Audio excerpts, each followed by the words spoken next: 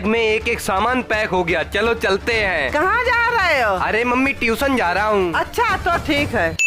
ओए तुझे पता है मैं ट्यूशन नहीं वाटर पार्क जा रहा हूँ। बाय। तो मैं मम्मी से बच के इतनी गर्मी में अपने दोस्त के साथ आ गया हूँ वाटर पार्क में। और यहाँ की इतनी ऊंची ऊंची स्लाइड्स देख के मैं तो खुशी से नाचने लग गया। इसीलिए सबसे पहले मैंने शुरुआत की छोटी वाली स्लाइड से और इसमें घूम के तो बिल्कुल मजा आ गया। और उसके बाद बारी थी ये सबसे बड़ी वाली स्लाइड की। बाकी जैसे ही हम लोग इस बड़ी वाली स्लाइड में घूमे तो मुझे तो डर की वजह से चक्कर आने लगे। और यहाँ पर बेब के साथ साथ बहुत सारे छोटे छोटे स्विमिंग पूल भी थे। लेकिन मैं आ गया यहाँ की सबसे डेंजरस और लंबी वाली स्लाइड में, जिसको करने के बाद